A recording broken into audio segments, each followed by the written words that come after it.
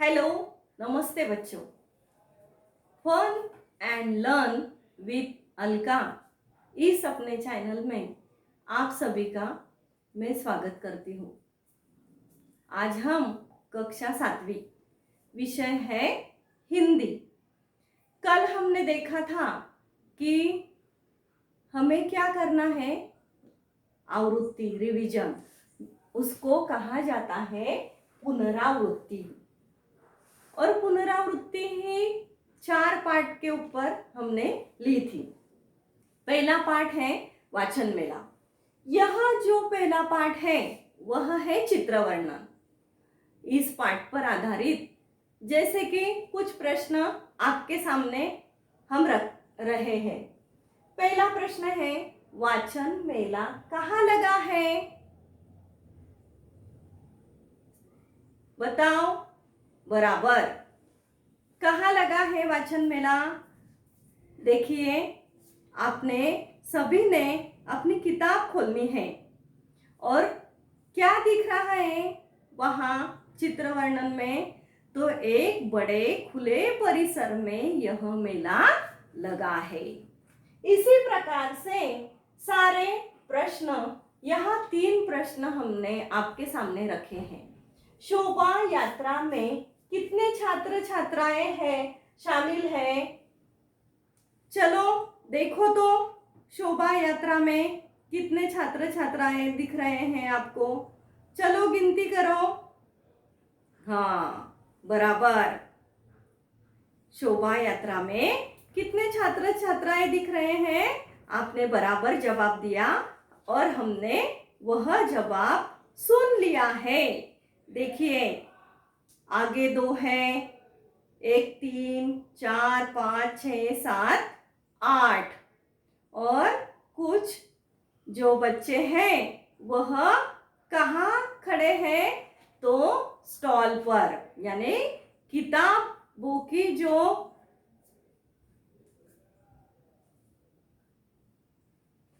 Stall लगी है उस स्टॉल पर बाकी के बच्चे स्टॉल देख रहे हैं। मेले में कौन कौन से विभाग हैं?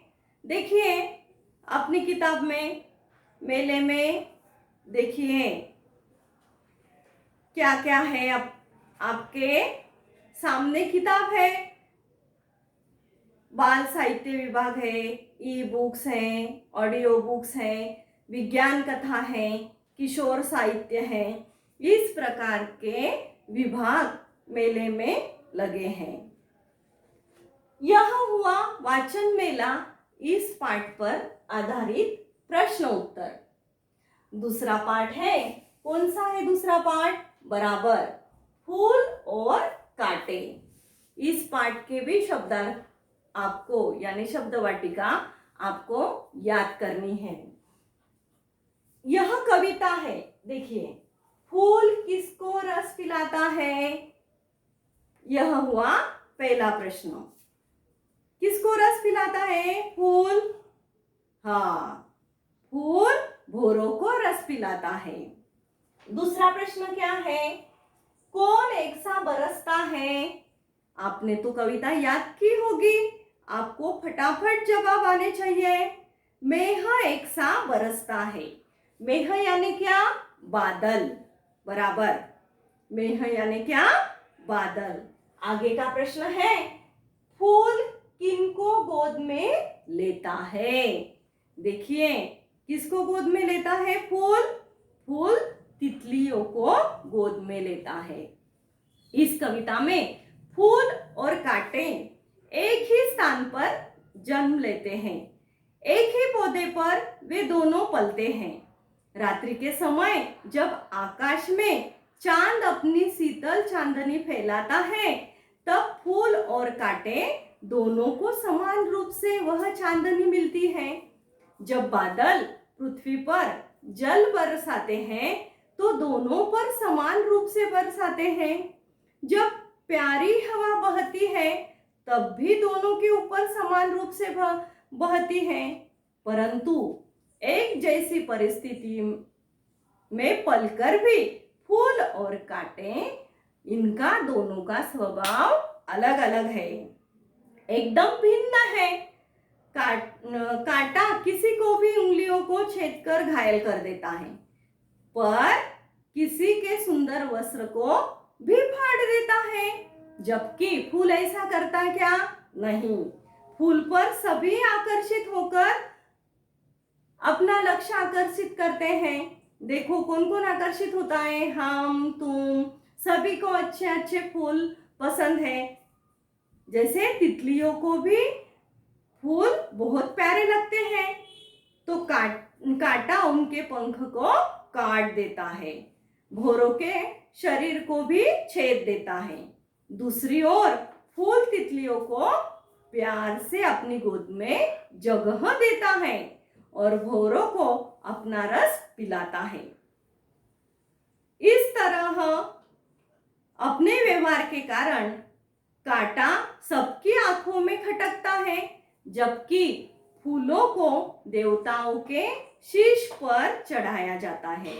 यदि हमारे काम अच्छे न हो तो हमारा उच्च कुल में जन्म लेना हमारे किसी काम का नहीं है। तो प्यारे प्यारे बच्चों, सभी ने अपना काम नेक और सही करना है। जैसे कि आप सभी क्या कर रहे हैं? पढ़ाई कर रहे हैं, और वो काम आपने अच्छे से करना है। चलिए हम तीसरे पाठ की ओर बढ़ते हैं। दादी माँ का परिवार। अपनी अपनी किताबें निकालिए और यह पाठ भी आपने निकालना है। कौन सा पाठ है? दादी माँ का परिवार। उसके शब्द वाटिका में से प्रश्न जो दिए थे हमने कि शब्द वाटिका आपको याद करनी है, शब्दार्थ याद करने हैं, मुहावरे याद करने हैं और कहावतें भी याद करने हैं। इस पाठ में बताओ तो कौन कौन सी कहावतें हैं? हाँ, बराबर, 1 और 1 11, यानी एकता में ही बल है। और दूसरी कहावत कौन सी है? बताओ तो। अन भला तो सब भला, बराबर। इस पाठ में आपको क्या क्या याद करना है? तो इस पाठ में रिक्त स्थान यानी क्या? मराठी में कहा जाता है रिकाम्या जागी योग्य शब्द भरा, यह याद करना है। उसके बाद एक एक वाक्य में उत्तर लिखो, यह याद करना है। किसने किससे कहा, यह याद करना है। और कथन के सामने सही या गलत चिन्ह लगाओ। देखिए, फॉर एग्जाम्पल, उदाहरण के तौर पर हम आपको बताते हैं कि कथन के सामने सही या गलत चिन्ह लगाओ। पहला कथन है, नीलू पेड़ के नीचे बिल बनाकर रहती थी। बराबर है क्या? बोलो, पेड़ के नीचे रहती थी क्या नीलू? हाँ, यह कथन क्या है? गलत है। फिर इसके सामने हम कौन सा चिन्ह लगाने वाले हैं? ऐसा गलत चिन्ह लगाने वाले हैं। बराबर। देखिए अभी दूसरा कथन है, चिंकी की आंखों में आंसू थे। आपने पाठ पढ़ा है, बताओ हमें यह कथन कैसा है? चिंकी की आंखों में आंसू थे, यह कथन बताओ बताओ। अच्छा, हमने सुन लिया, सही है। और ऐसा चिन्ह सही का है, वह चिन्ह आपको देना है, लगाना है। देखिए, किसने किससे कहा है? अरे मैं फंस गई। बताओ तो किसने किससे कहा है? मुनमुन ने बाकी पक्षियों से कहा है। बराबर, सही पकड़ रहे हो। आखिर चाहते हो कैसी एकता? मुनमुन ने तीनों से कहा। हम एक हैं पर करे क्या? किसने कहा बताओ तो? हाँ, नीलू ने दादी से कहा। इस प्रकार से किसने किससे कहा, यह भी आपको याद करना है। एक एक वाक्य में उत्तर लिखना है। देखिए इस पाठ में चिड़िया कहाँ रहती थी, बताओ तो। पाठ के शुरू में ही दिया है, चिड़िया घर के आंगन में बरगद के पेड़ पर घोंसला बनाकर रहती थी। इस प्रकार 2-3 वाक्य में भी प्रश्न आएंगे आपको। कौन से प्रश्न आएंगे परीक्षा में? दादी के परिवार में कौन कौन थे, इस प्रकार के प्रश्न आएंगे 2-3 वाक्य के लिए। चिड़िया जाल से किस प्रकार से मुक्त हुई, और यह हुए प्रश्न। इसमें कुछ व्याकरण का भी है, कुछ शब्द दिए गए हैं हमें, और वह वर्णों को सार्थक शब्द बनाकर लिखना है। जैसे देखिए, रपवारी यानी क्या? परिवार। चाक अन यानी क्या? अचानक। इस तरह। और दूसरा है, देखिए, निम्नलिखित शब्दों के वचन बदलकर वाक्य में प्रयोग करो। ये भी आपको पढ़ाया है। थैलिया, यह बहुवचन है, इसको क्या करना है? वचन बदलना है। कौन से वचन में करोगे फिर? एक वचन में क्या होगा? थैलिया का थैली। पंखा का क्या होगा? पंखे। यह हुआ हमारा पाठ 3। अभी चलिए हम चौथे पाठ की ओर जाएंगे। पाठ 4 है देहात और शहर। चलिए अपनी किताब निकालिए, चौथा पाठ निकालिए। शब्दार्थ को भी आपको याद करना है, मुहावरे, कहावतें, इसमें भी आपको क्या करना है? रिक्त स्थानों की पूर्ति करो। उदाहरण के तौर पर हम एक रिक्त स्थान आपको बताने वाले हैं। रोजगार की रिक्त स्थान में लोग शहर जा रहे थे, वहां रिक्त स्थान है, वहां कौन सा शब्द आएगा? तलाश। तलाश यानी ढूंढना। और फिर दूसरा प्रश्न भी है कि कथन के सामने सही या गलत चिन्ह लगाना है। देखिए, शहर में प्रदूषण मुक्त वातावरण मिलता है। प्रदूषण मुक्त वातावरण शहर में है क्या? इसका तो उत्तर क्या आएगा? यह कथन क्या है? गलत है। खेल तो ग्रामीण जीवन की आत्मा है। यह कथन क्या है? तो सही है। इस प्रकार दूसरा आगे बढ़ेंगे हम। प्रश्न 3 है, निम्नलिखित प्रश्नों के उत्तर एक एक वाक्य में लिखो। इसमें प्रश्न देखिए, गांव के लोग किसके प्रति जागरूक हो रहे हैं? क्या कर रहे हैं गांव के लोग?